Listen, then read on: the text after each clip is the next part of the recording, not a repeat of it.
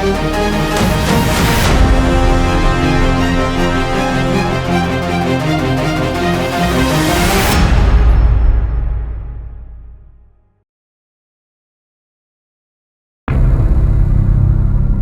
की शुरुआत होती है पीटर पार्कर से, जहां पर वो अपनी कंप्यूटर लैब में कोई प्रैक्टिकल कर रहे होते हैं और उनके स्टार्टिंग शब्द होते हैं, हाय, मेरा नाम है पीटर पार्कर। ये नाम शायद आपको सुना हुआ ना लगे, लेकिन मैं जो आपको बताने वाला हूँ वो सुनकर आप जरूर चौंक जाएंगे। यहाँ पर जो उनका, जैसे कि आयरन मैन का जारवेज था, ऐसे ही इसका एक ईवी जो एआई है उससे बात कर रहा होता है और ये अपने निशाने के सिस्टम को सही करवाता है ईवी से। और यहाँ पर वो ईवी को बोलता है कि तुम 5 मिनट का ब्रेक ले लो, क्योंकि उसको कोई एक ऐसा लेटर मिलता है जो उसको शायद उसकी गर्लफ्रेंड ने पहले कभी लिखा होगा। तो वो लेटर पढ़ने लगता है और इतने में ही उसको कॉल आ जाता है उसके दोस्त का, और वीडियो कॉल में दिखाई देता है कि उसका जो सबसे प्यारा दोस्त है वो MIT में पढ़ रहा है और उसमें उसकी पुरानी जो गर्लफ्रेंड है MJ, वो भी दिखाई देती है। पर यहाँ पर वो बहुत सैड है क्योंकि वो सब कुछ पिछली 5 साल की चीजें भूल चुके हैं। और एक बैकग्राउंड वॉइस ओवर रहता है कि मुझे ये सब तो करना ही पड़ेगा क्योंकि मैं केवल पीटर पार्कर नहीं हूँ बल्कि स्पाइडरमैन हूँ। और वो मोबाइल उठा के अपना बाहर सिटी की साइड निकल जाता है, ये सोचते हुए, ये फील करते हुए कि वो अब भी MJ से प्यार करता है, और ऐसे बताता है कि काश तुम्हें भी याद हो कि तुम भी कभी मेरी थी। और इतने में ही उसके मोबाइल पे एक नोटिफिकेशन आता है, कहीं पे जो क्रिमिनल हैं सस्पेक्ट, उनके लिए नोटिफिकेशन आता है कि वो कहाँ उनकी लोकेशन है, जिनकी height 5 feet 8 inch 5 feet 10 inch है। तो ये निकल पड़ता है उनको पकड़ने के लिए हमारा स्पाइडरमैन। और यहाँ पर जितने भी अपराधी रहते हैं वो सबको पकड़ के एक जाल में बांध के पुलिस वालों के सामने चौराहे पर टांग देता है, और पुलिस वाले बहुत ही खुश हो जाते हैं। ये मानो कि अब उसे देख के लगता है कि उसका जो बचपने वाला रोल था, मतलब कि मस्ती मजे करना दोस्तों के साथ, उससे वो एकदम अलग हो चुका है। शहर में जहाँ पे भी क्राइम होते हैं टाइम पे वो पहुंचता है, क्राइम को खत्म करता है, पुलिस वालों की हेल्प करता है, यहाँ तक कि उसको अवार्ड भी मिल रहे हैं। और अब वो एकदम से मैच्योर टाइप का स्पाइडरमैन बन गया है। वो शहर की बड़ी पुलिस वाली से बात कर रहा होता है, तो पुलिस वाली उसको समझाती है कि क्यों इतना काम कर रहे हो, रोज ही तुम काम करते हो, कभी कभी तो सूट से अलग भी रहा करो, कभी तो एंजॉय किया करो। तो पीटर पार्कर बोलता है कि अपने प्रोफेशन को ही अपना सब कुछ मान लो तो सब कुछ बढ़िया होता है, मतलब हर दिन संडे जैसा हो जाता है। और ऐसी बात करते करते अचानक से उसको फिर से एक मैसेज आता है जहां पर शहर में कहीं पे कोई प्रॉब्लम हो जाती है टैंक्स की। तो जो स्पाइडरमैन है वो एक स्टोर पे कुछ खरीद रहा होता है, तो वहां से अचानक भाग निकलता है उस लोकेशन पे जहां पे शहर में प्रॉब्लम होने वाली है। अब जब स्पाइडरमैन उस लोकेशन पे पहुंचता है जहां पे कुछ दिक्कत हुई है शहर में, तो वहां पे देखते हैं कि एक टैंक है, मतलब आर्मी का जो टैंक रहता है ना उस टाइप का, और वो उस शहर में बहुत ही ज्यादा उत्पात मचा रहा है, मतलब कि तोड़ा फोड़ी, कहीं पे भी गोलीबारी चला रहा है, पुलिस वालों की गाड़ियां उड़ा रहा है। तो यहाँ पे स्पाइडरमैन आता है और अपनी जो जाल रहता है उसका, वो जो हाथ से जाल निकलता है, उस जाल को फेंक फेंक के रोकने की कोशिश करता है, पर बहुत ज़्यादा कोशिश करने के बाद भी वो नहीं रुकता है। फिर वो अपने लेटेस्ट जो उसने बॉम्ब बनाए हैं अपने EVAI की मदद से, तो वो उसमें जो टैंक है उसके नीचे जाके और उसको ब्लास्ट करता है, तो नीचे सारे स्पाइडरमैन के जाले ही जाले लग जाते, लेकिन फिर भी वो टैंक नहीं रुकता है। और यहाँ पर हम देखते हैं एक बहुत बड़ा तोप का गोला पीछे से आता है, तो स्पाइडरमैन उसको देखता है और हमें दिखाई देता है इस मूवी में एक नया कैरेक्टर फ्रैंक, जो आमतौर पर मार्वल सिनेमैटिक यूनिवर्स का कैरेक्टर नहीं है, ये डिज्नी का कैरेक्टर है, या जो अन्य यूनिवर्स हैं उनमें हमने इसको देखा है, लेकिन इसको पहली बार हम यहाँ पे देखते हैं। असल में ये बहुत ही ताकतवर कैरेक्टर है। और जब वो उस टैंक को खोलता है लास्ट में पकड़ने के बाद, तो दंग रह जाते हैं सब, क्योंकि उसमें एक बहुत ही बुढ़ी महिला निकलती है और वो स्पाइडरमैन से पूछती है मैं यहाँ कैसे आई। क्योंकि असल में यहाँ पर जो विलन है वो एक ऐसा विलन है जो किसी के भी दिमाग में घुस सकता है, मतलब किसी के भी शरीर के अंदर जा सकता है। तो वो जैसे ही टैंक खोलता है, उस टैंक की जो बुढ़िया रहती हैं, बुढ़िया से एक जो आर्मी का जवान रहता है उसके अंदर घुस जाता है, फिर किसी और के अंदर घुस जाता है। मतलब ऐसे ही ट्रेवल करते करते टैंक जिस जगह पे गया था वहां पे बहुत सारे कैदियों को रखा जाता था। तो वहां पर जो मेन कैदी था उसको छुड़ाने के लिए वो विलन जा रहा था। तो ऐसे ही लास्ट में करते करते वो जब हेलीकॉप्टर के पास जाना होता है, तो वो लास्ट जवान के पास पहुंच जाता है जो हेलीकॉप्टर के पास रहता है। उसमें ट्रेवल करता है, मतलब वो दिमाग में घुस जाता है, शरीर में घुस जाता है किसी के भी, पर वो दिखाई नहीं देता है। तो जब हेलीकॉप्टर चला जाता है तो स्पाइडरमैन उससे पूछता है कि तुम कौन हो? तो वो उस स्पाइडरमैन से पूछता है कि पहले बताओ तुम कौन हो? और फिर वो स्पाइडरमैन के अंदर घुसने की भी कोशिश करता है, लेकिन स्पाइडरमैन उसको बाहर फेंक देता है। और इतने में ही जो वो आर्मी के जवान के अंदर वो विलन है, वो बोलता है कि तुमने असल में मुझे तो निकाल दिया, लेकिन तुम ये देखना भूल गए कि जो वो टैंक यहाँ पे आया, उस टैंक में क्या था? असल में उस टैंक में एक बॉम्ब फिट रहता है, और वो बॉम्ब 3 सेकंड बाद फट जाता है, और जो आर्मी का जवान रहता है उसके अंदर से भी विलन बाहर निकल जाता है। और विलन स्पाइडरमैन से पूछता है यहाँ क्या हो रहा है? उसके बाद वहां पर जब वो नीचे जाता है जहां पर सारा ब्लास्ट हुआ है, सारा हंगामा हुआ है, तो जितने भी लोगों के अंदर वो जो इनविजिबल विलन है घुसता है, उन सबको वहां पे अरेस्ट कर लिया जाता है पूछताछ के लिए, और वो बूढ़ी लेडी को भी अरेस्ट कर लिया जाता है, और जितने भी जवान के अंदर वो घुसा था, जितने भी जो आर्मी के सैनिक थे, उन सबको अरेस्ट कर लिया जाता है। और वो बोलते हैं कि हमने ये नहीं किया, मुझे नहीं पता ये कैसे हुआ। और फिर स्पाइडरमैन जो शहर की सबसे बड़ी पुलिस वाली लेडी है, उससे बात करता है, तो लेडी बोलती है कि ये किसने किया होगा? तो स्पाइडरमैन बोलना तो चाहता है कि ये किसने किया होगा, लेकिन वो एक ऐसी अजीब चीज फील करता है, मतलब उसे लगता है कि यार इनको मैं कैसे समझाऊंगा कि वो दिख नहीं रहा था, यहाँ से वहाँ, इस शरीर से उस शरीर में ट्रेवल कर रहा था। तो वो बोलता है कि मुझे नहीं पता, लेकिन किसी को तो पता होगा, चलो मैं पता करके जाता हूँ। और फिर वो वहाँ से निकल जाता है, और यहाँ से जानकारी जुटाने के लिए वो पहुँचता है 3250 ब्राइटन बीच, जहाँ पर उसे किसी विडो से मिलना है। और यहाँ आते ही उसको एक आवाज आती है, अपने कपड़े उतारो। अब यहाँ पर पीटर पार्कर कपड़े उतार के पूल में आता है और इस विडो से बात करना स्टार्ट करता है। असल में ये वही विडो है जो इसके मोबाइल पे सारे नोटिफिकेशन भेजती है कि कहाँ क्या हो रहा है। अब इन दोनों के बीच में बात होती है कि आखिर वहाँ पे ऐसा क्या हुआ। तो स्पाइडरमैन इसे बताता है कि वहाँ पे मुझे ऐसा लगा कि किसी और के द्वारा वो मुझसे बात कर रहा था, मतलब कि उसका माइंड कंट्रोल कर रहा है किसी का। तो ये जो विडो रहती है वो बोलती है कि मुझे लगता है कि ये किसी रूह का काम है, मतलब आत्मा का। तो इन दोनों की काफी बहस होती है, और ये बोलती है कि कुछ ना कुछ तो ऐसा चल रहा है जो नहीं चलना चाहिए, क्योंकि पिछले कुछ ही दिनों में जिस जगह पे अभी ये टैंक के द्वारा हमला हुआ, उस जगह को कहते हैं डैमेज कंट्रोल फैसिलिटी वाली, जो वहां पे जगह रहती है। वहां पे एक ही महीने में कई बार हमले हो चुके हैं। तो स्पाइडरमैन पूछता है कि आखिर वो चाहते क्या हैं, और वो बोलती है कि ये तो नहीं पता कि वो क्या चाहते हैं, कौन है, पर ये जरूर है कि आज का जो हादसा हुआ है उसको देखने के बाद दुनिया के सारे साइबर कंट्रोल ने अपना सिक्योरिटी एक्सेस खतरनाक तरीके से बढ़ा दिया है, क्योंकि जो डैमेज कंट्रोल का साइबर सिक्योरिटी था उसको हैक किया गया था, और वो भी उसी के 30 एम्प्लॉय की आईडियो को यूज करके, और उनको चाहिए वहां से वी मैक्स। तो स्पाइडरमैन पूछता है कि ये क्या चीज है वी मैक्स? तो जो बिडू है वो थोड़ी सी कंफ्यूज रहती है, मतलब बहुत सारी चीजें बोलती है कि ये हो सकता है, वो हो सकता है। आप खुद ही देख लो सीन में। प्रोग्राम या फिर लॉन्च, मुझे नहीं पता, ये तुम्हारा काम है। और यहाँ से स्पाइडरमैन बोलता है कि ठीक है, तुम्हें नहीं पता तो मैं खुद डैमेज कंट्रोल जाके उन लोगों से पूछ लेता हूँ। तो यहाँ से स्पाइडरमैन पहुँचता है डैमेज कंट्रोल, और वहाँ पर अंदर जाने के लिए, मतलब डायरेक्टर से मिलने के लिए, कुछ स्कैनिंग कराने होते हैं सिक्योरिटी पर्पज के लिए। तो उससे बोलते हैं कि भाई अपना ये मुखौटा उतारो, नहीं तो तुमको क्रिमिनल मान के तुम्हें शूट कर दिया जाएगा। तो वो थोड़ी सी उनसे रिक्वेस्ट करता है। इतने में ही जिस डायरेक्टर से वो मिलने यहाँ आया वो आ जाते हैं और बोलते हैं कि इट्स ओके, सब कुछ बढ़िया है, स्पाइडरमैन आओ अपन बात करते हैं। और डायरेक्टर बोलते हैं कि हालातों की वजह से ये ऐसी सिक्योरिटी बढ़ानी पड़ी, उम्मीद है तुम डरे नहीं होगे। और फिर वो दोनों निकलते हैं बात करने के लिए। अब यहाँ पे अंदर वो बात करते हुए जा रहे होते हैं कि स्पाइडरमैन की नज़र पड़ती है एक गैंग पर।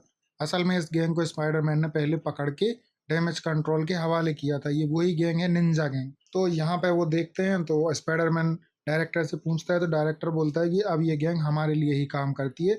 असल में इस गैंग में सभी छोटे छोटे बच्चे हैं, छोटी उम्र के, जो अपने लक्ष्य से भटक गए थे। अब वो अच्छी जगह पे काम कर रहे हैं, और हमारे सामने चुनौतियां आती रहेंगी, दीवारें आती रहेंगी, तो चुनना हमें है, या तो दीवार मान के हम रुक जाएं या फिर उसे अपनी सीढ़ी मानकर उस पर ऊपर चढ़ के एक कदम आगे निकल जाएं। और यहाँ पर स्पाइडरमैन वो सभी जो जब्त किए गए औजार हैं, मतलब जो पास्ट में उसने गैंग को पकड़ा या क्रिमिनल्स को पकड़ा, उनके पास जो भी वेपन्स रहे वो इनको यहाँ पे रिपेयर होते हुए देखता है और उनको नई टेक्नोलॉजी के साथ अच्छे काम के लिए डायरेक्टर तैयार कर रहा होता है।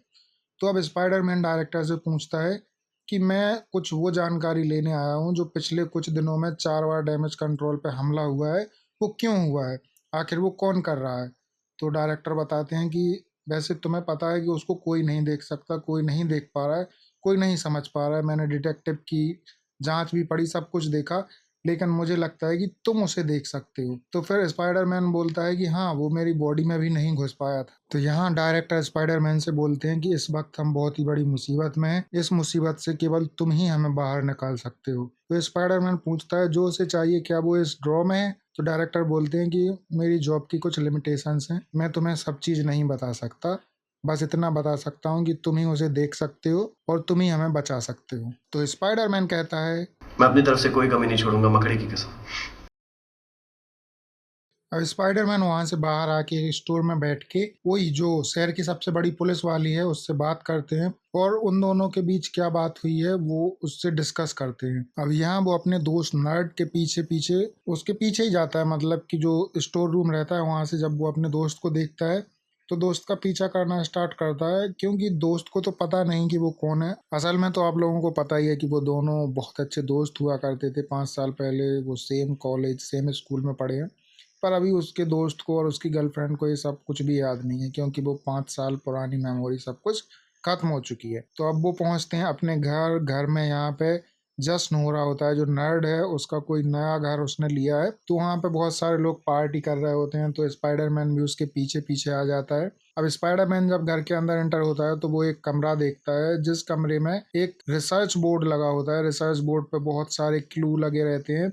असल में जो उसका दोस्त है वो खोज कर रहा है कि आखिर ये स्पाइडरमैन कौन है। तो उतने में ही स्पाइडरमैन के पीछे वो दोस्त आ जाता है और वो बोलता है कि तुम मेरा रिसर्च बोर्ड देख रहे हो, कैसा लगा। तो उन दोनों की बात होने लगती है। फिर वो उसका दोस्त बोलता है कि असल में मैं जानना चाहता हूँ कि स्पाइडरमैन कौन है, दुनिया के सामने उसे बेनकाब करने के लिए नहीं, बल्कि मुझे उसको थैंक यू बोलना है, क्योंकि उसने मेरी स्कूल में बहुत बार जान बचाई और बहुत बार हम लोगों की हेल्प की। इतने में ही जो स्पाइडरमैन की गर्लफ्रेंड हुआ करती थी एमजे, उसकी एंट्री होती है।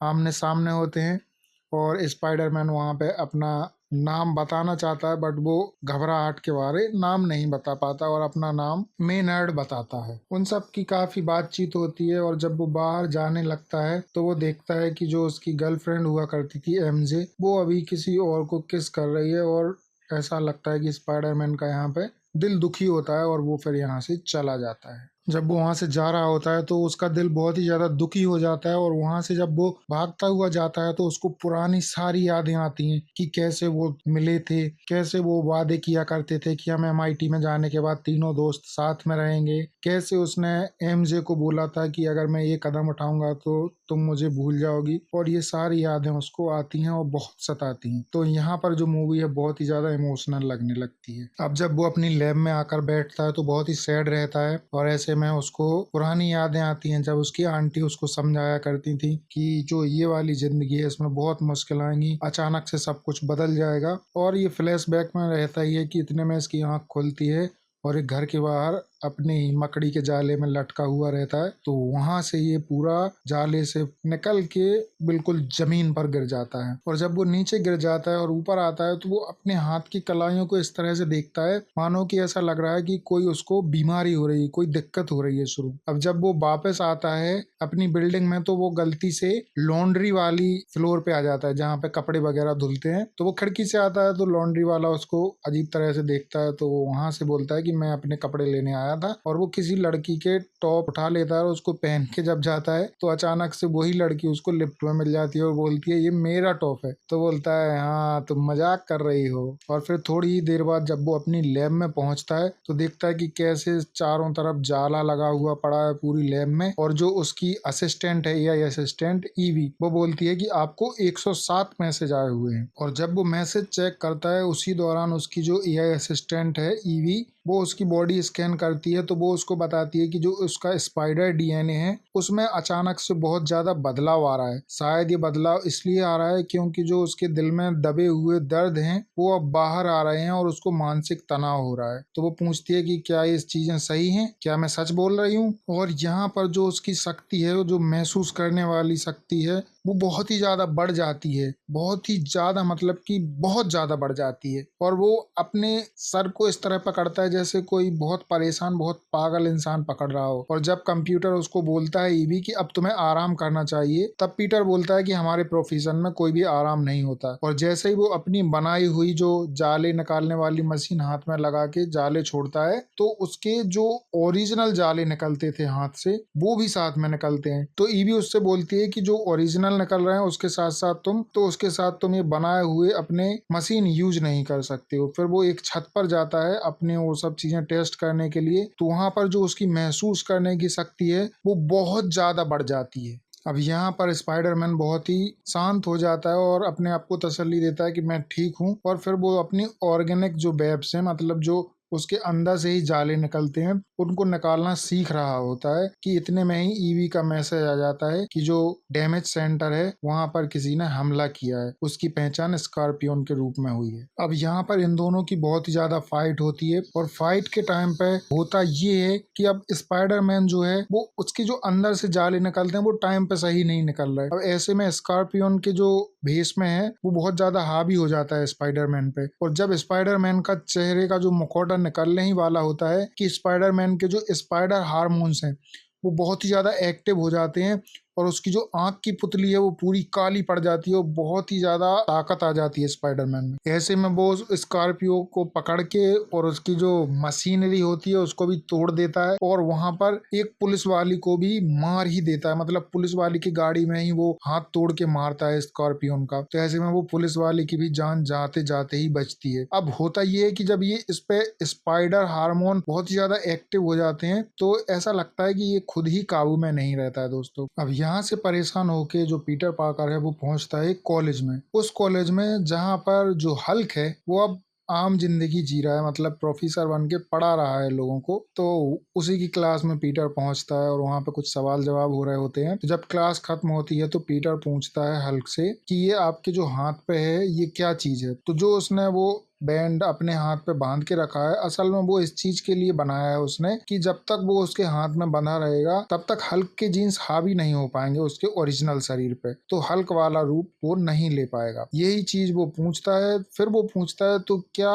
ऐसा ही बैंड किसी और जीव के लिए भी बनाया जा सकता है, मतलब कि इंसानी डीएनए में अगर किसी और जीव का डीएनए मिक्स हो गया हो तो क्या हम उनको भी अलग अलग कर सकते हैं। तो जो हल्क रहता है वो बोलता है हाँ कर सकते हैं। फिर वो पूछता है तो क्या हम ऐसा भी कर सकते हैं कि ओनली उसकी अच्छी अच्छी चीजें तो एक्टिव हो जाएं शरीर में लेकिन बुरी चीजों को हम रोक सकें। और इतना बात सुनने के बाद जो हल्क है प्रोफेसर वेनर उसको लगता है कि भाई ये कहीं और का स्टूडेंट है, मेरा स्टूडेंट तो नहीं है। फिर उससे पूछता है और बोलता है कि हाँ कर सकते हैं लेकिन ऐसा भी तो हो सकता है कि तुम कैसे पता लगाओगे कि अच्छा क्या है और बुरा क्या है कुदरत का, क्या पता जिसे तुम रोकना चाहते हो वो कुदरत ने उसको बाहर निकलने के लिए ही बनाया हो। और यहाँ से ये वाला सीन खत्म हो जाता है। अब यहाँ से आने के बाद जब वो अपनी लैब में आता है तो वो वही वाले एलिवेटर या हैंड बैंड बनाना स्टार्ट कर देता है जो डॉक्टर बैनर और उसके बीच डिस्कस हुआ था। तो यहाँ पर वो अपने एआई असिस्टेंट की मदद से वो सारी चीजें करवाता है और पहला एलिवेटर लगा के देखता है। तो वो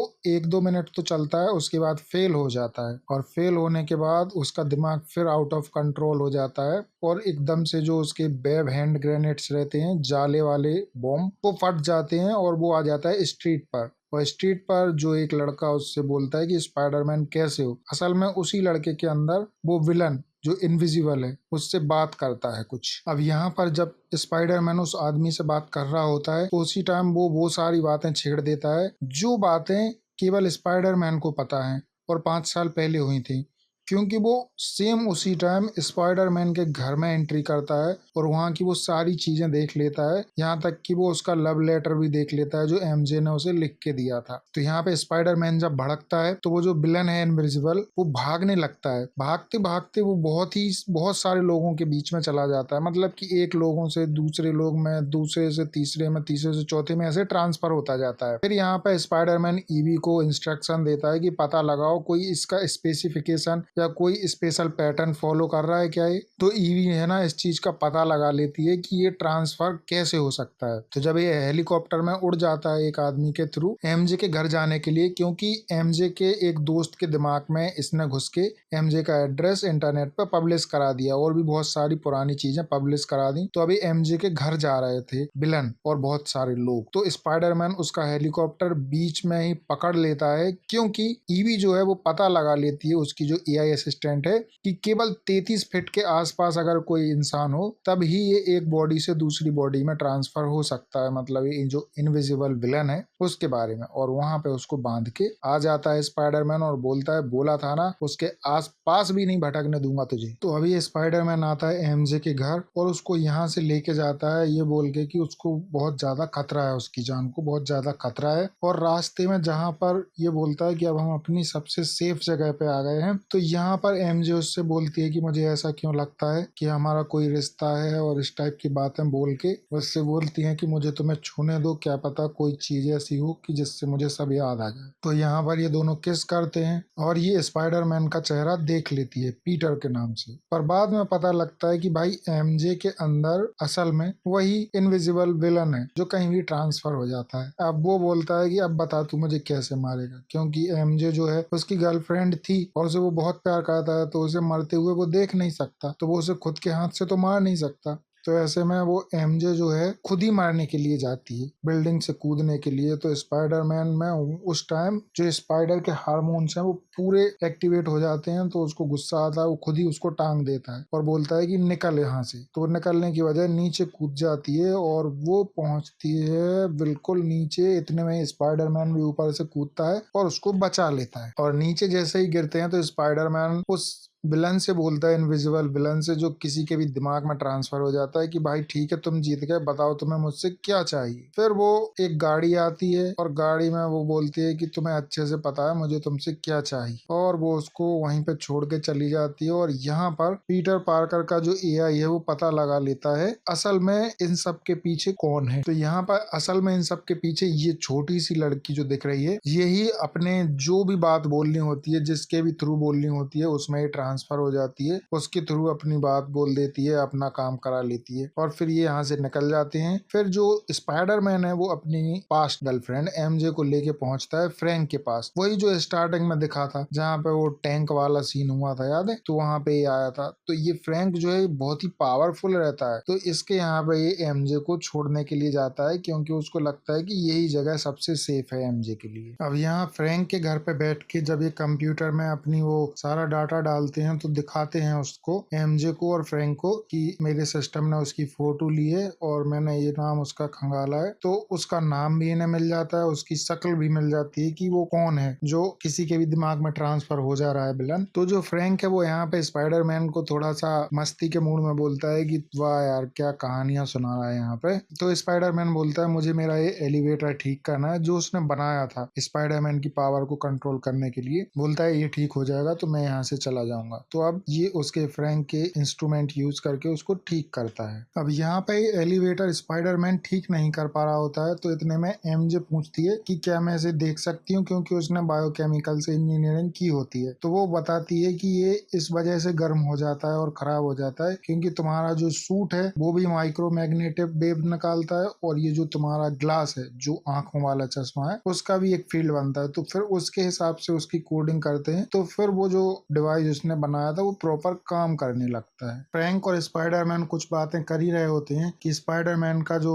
एआई सिस्टम फेस रिकॉग्नाइजेशन वाला है वो बताता है कि जिस लड़की की वो तलाश में है वो लड़की फिर से उसी सेंटर पहुंच गई है जहां से उसको वो वीमैक्स चाहिए। अब यहाँ पर वो जीन ग्रे जो इनविजिबल विलन है जो किसी के भी दिमाग में ट्रांसफर हो जाती है, उसका नाम है जीन ग्रे, वो यहाँ पर आगे कंप्यूटर में वीमैक्स ढूंढती है तो उसको नहीं मिलता है। तो जो डायरेक्टर और वहाँ के जो खास लोग हैं वो सब एक एक दरवाजे के पीछे छुपे रहते हैं। तो जीन ग्रे वहाँ का वाईफाई उठा के उनसे बोलती है वॉकी टॉकी से कि भाई मुझको जो चाहिए वो मुझे दे दो, तुम्हें अच्छे से पता है मुझे क्या चाहिए। अब यहाँ पे आकर जब स्पाइडरमैन जीन से मिलता है तो वो बोलता है कि तुम ये सब नहीं कर पाओगी और ये जो दरवाजा है वो तुम कभी नहीं तोड़ पाओगी। तो इतने में ही जो जीन है इनविजिबल विलन, वो बोलती है कि मैं नहीं तोड़ूंगी, और फिर स्पाइडरमैन की तरफ एक बैंड फेंकती है, वही बैंड जो हल्क ने अपने हाथ पर पहना था। और दूसरे ही पल हमें दिखाई देता है कि वो जो ब्रूस बैनर है हल्क बन चुका है और हल्क को वो अपने काबू में करके लाई है, मतलब हल्क के अंदर घुस चुकी है वो, और अब हल्क से यहाँ पे सारे सिक्योरिटी गेट तोड़वाएगी और ये आगे की लड़ाई उसी से लड़वाएगी। तो यहाँ पर स्पाइडरमैन और हल्क की फाइट होने लगती है, और जब स्पाइडरमैन हारने वाला होता है तब यहाँ पे फ्रैंक आ जाता है अपनी बंदूक से गोली बरसाते हुए हल्क के ऊपर। तो स्पाइडरमैन उसको बताता है कि उसको कुछ नहीं फर्क पड़ेगा, और जो फ्रैंक है वो स्पाइडरमैन को बचा लेता है और हल्क को बहुत ही तरह जख्मी कर देता है। तो हल्क से बाहर निकलने ही वाली होती है जो इनविजिबल विलन है वो। तो यहाँ पर फ्रैंक जो है वो हल्क को हरा देता है, और यहाँ की पूरी फाइट खत्म होने के बाद जो जेन है उसको कैद करा दिया जाता है उसी सेंटर में। और यहाँ पे जितने भी लड़ने वाले थे और आसपास के वर्कर वो बहुत बुरी तरह घायल हो चुके होते हैं, तो हल्क को हॉस्पिटल के लिए भेजाते हैं और बाकी जितने भी गार्ड्स रहते हैं उनको भी हॉस्पिटल के लिए भेजा देते हैं। यहाँ की लड़ाई पूरी करने के बाद जब स्पाइडरमैन फ्रैंक के घर वापस जाता है जहाँ पे उसने एमजे को सेफ रखा है, तो एमजे असल में उसका लेटर पढ़ चुकी होती है, और वो जो स्पाइडरमैन की गर्लफ्रेंड और स्पाइडरमैन के बीच की बातें थी वो सब कुछ लेटर में लिखी थी। तो एमजे बोलती है कि मेरा इतना तो हक बनता ही है कि तुम ये नकाब उतार कर मुझसे बात करो। तो पीटर नकाब उतार लेता है अपना स्पाइडरमैन वाला, और उन दोनों की वहाँ पे बात होती है। फाइनली वो बोलती है कि तुम जो भी हो पर मैं तुमसे प्यार नहीं करती हूँ, और फिर वो बोलती है मैं अपने घर जा रही हूँ। और जैसे ही वो घर जाने के लिए रेडी होती है तो उसको याद आता है कि वो तो अपने घर से बहुत दूर है। तो स्पाइडरमैन से बोलती है कि क्या तुम मुझे घर तक छोड़ दोगे। और यहाँ पे जब वो एमजे और नर्ड के घर आता है तो यहाँ पे कुछ कन्वर्सेशन चल रही होती है। तो स्पाइडरमैन एमजे से पूछता है कि जब वो तुम्हारे बाहर निकल चुकी थी तब तो उसको तुम्हारे बारे में कुछ भी याद नहीं था, ना तुम्हें उसके बारे में कुछ भी याद था। तो फिर जब अभी कुछ ही देर पहले जब वहाँ पे सेंटर में फाइट हुई जहाँ पर जेन, हल्क, स्पाइडरमैन सबकी फाइट हुई, तो जब जो वहाँ का डायरेक्टर है उससे बाहर निकलने के बाद जो जेन है उसने सारा शब्द क्यों बोला, इसका मतलब ये है कि वो दिमाग से निकलने के बाद भी याद रख सकती है, या फिर उसने कुछ इशारा किया था कि वो कुछ बोलना चाह रही थी स्पाइडरमैन से और उससे पहले ही वहाँ पे बेहोश हो गई। तब स्पाइडरमैन को समझ में आता है कि ये तो उसने बहुत गलत किया। असल में जो वो जेन थी वो इनविजिबल जो विलन अभी तक हम जिसे समझ रहे हैं कि वो विलन है, वो विलन नहीं था। यहीं से ट्विस्ट है कहानी में। कहानी फ्लैशबैक में जाती है तो दिखाई देता है कि जेन और सारा नाम की दो लड़कियां रहती हैं, दोनों सगी बहनें रहती हैं। उनके पास एक स्पेशल पावर होती है कि वो किसी के भी दिमाग में ट्रेवल कर सकती हैं, किसी को भी काबू करके उससे कुछ भी काम करा सकती हैं। और यही चीज गवर्नमेंट एजेंसी को ये चीज पता लग जाती है। तो ये गवर्नमेंट एजेंसी वाले उसकी एक बहन जिसका नाम सारा रहता है उसको लेके आते हैं और उस पर अपनी लैब में प्रैक्टिकल करते हैं ताकि उसकी ताकत वो खुद ले पाए। और वो प्रैक्टिकल करते करते कहाँ गुम हो गई फिर कुछ पता नहीं। अब मूवी में दिखाई देता है कि जो जेन है वो कैद करके रखे हैं सेंटर में, और ये गवर्नमेंट एजेंसी वाले उस पर पता नहीं क्या क्या प्रैक्टिकल कर रहे हैं, उसकी जो शक्तियां हैं वो हासिल करना चाहते हैं। और यहाँ पे एक बहुत बड़ा ट्विस्ट आता है। अभी तक हम जो कहानी में वीमैक्स नाम सुनते आ रहे थे, असल में वो वीमैक्स नहीं है बल्कि वेंट मैक्स है। असल में जब उसकी बहन को पकड़ के लाए थे तो जिस जगह अभी इसको सारा को बिठाया है उसी जगह उस बहन को भी बिठाया होगा जिस पे ये प्रैक्टिकल कर रहे थे, और शायद अब वो मर चुकी है। तो यहाँ पर जो वी है वो क्लियर दिखाई दे रहा था और मैक्स क्लियर दिखाई दे रहा था। तो सारा ने जेन को यहाँ बैठे बैठे ये सिग्नल भेजा था, ये इन्फॉर्मेशन भेजी थी कि वी मैक्स, मतलब उसने ये एक इशारा भेजा था कि मैं यहाँ हूँ बचाने के लिए। लेकिन वो ये नहीं समझ पाई कि आखिर वी मैक्स क्या है। असल में सारा को अपनी आंखों के सामने जो दिख रहा था उसी ने उसको वही चीज उसने जेन को बोली थी। अब जेन ये चीज समझ चुकी थी जब यहाँ बैठी थी कि सारा जो है वो मर चुकी है, और उसे आखिरी टाइम यही वी मैक्स दिख रहा था जिसका जिक्र हम अभी तक मूवी में करते आए हैं। और यहाँ पर वो कंफर्म सोच लेती है कि हाँ अब मेरी बहन नहीं रही है। और जैसे ही वो इस चीज सोचती है तो उसकी दिमाग की पावर जो है वो हजारों गुना बढ़ जाती है, और जब उसकी शक्ति वहाँ फटती है तो 1 किलोमीटर तक शहर में जितने भी लोग हैं सबको काबू कर लेती है वो, मतलब सभी को काबू कर लेती है। अब ऐसे में ही एंट्री होती है फ्रैंक की, क्योंकि वो आ रहा है स्पाइडरमैन को बचाने, और उसकी नज़र में ये जो जेन है वो विलन है, तो वो उसे मारने आ रहा था। और यहाँ स्पाइडरमैन को सब कुछ पता चल चुका था उसके बारे में, तो स्पाइडरमैन उसको बचाने आ रहा था। तो जैसे ही ये सब खत्म होता है तो जो फ्रैंक है वो बहुत दूर बिल्डिंग पे बैठ के निशाना लगाता है, और स्पाइडरमैन को भनक लग जाती है कि गोली चल गई है जेन के ऊपर। तो स्पाइडरमैन उस गोली को अपने पीठ पे खा लेता है और जेन को बचा लेता है यहाँ पे। और फिर मूवी में बहुत सैड सा सीन हो जाता है, स्पाइडरमैन हॉस्पिटल में चला जाता है। अब पता नहीं कि स्पाइडरमैन बचेगा कि नहीं बचेगा, लोग ये सोचने लगते हैं, और पूरे न्यूयॉर्क सिटी में लोग प्रार्थना करने लगते हैं स्पाइडरमैन के लिए। और अंत में स्पाइडरमैन सही हो जाता है, मतलब ठीक हो जाता है, और उसी के रूम में बैठा रहता है फ्रैंक, जो कभी नहीं रोया, कभी नहीं सैड हुआ। वो आज स्पाइडरमैन के लिए उसकी आंखों से आंसू आ रहे होते हैं। फ्रैंक कहता है कि यार तुम्हारा इलाज कराने के लिए तुम्हारे सूट को फाड़ना पड़ा, तो तुम्हारा एग्जिट करने के लिए मुझे एक प्लान बनाना पड़ेगा, क्योंकि हॉस्पिटल से तुम ऐसे निकल नहीं पाओगे। तो फ्रैंक क्या करता है कि खुद स्पाइडरमैन का जो केवल चेहरे का मुखौटा है वो पहन लेता है, तो लोगों को लगता है कि स्पाइडरमैन तो हॉस्पिटल के अंदर है, और उसी टाइम पीटर पार्कर बाहर निकल जाते हैं। और दूसरी ओर हमें जेन दिखाई देती है जो एक बस में सफर कर रही है, और शायद वो भी स्पाइडरमैन के बारे में कुछ सोच रही होती है। और मूवी के एंड में हम देखते हैं कि स्पाइडरमैन जाता है उसी स्टोर में जहाँ से वो हमेशा कुछ ना कुछ खरीदता है। तो वहाँ पे वो देखता है कि उसका जो बचपन का दोस्त है नर्ड, वो बैठा हुआ है। तो वो नर्ड को बोलता है कि हाय, आई एम पीटर।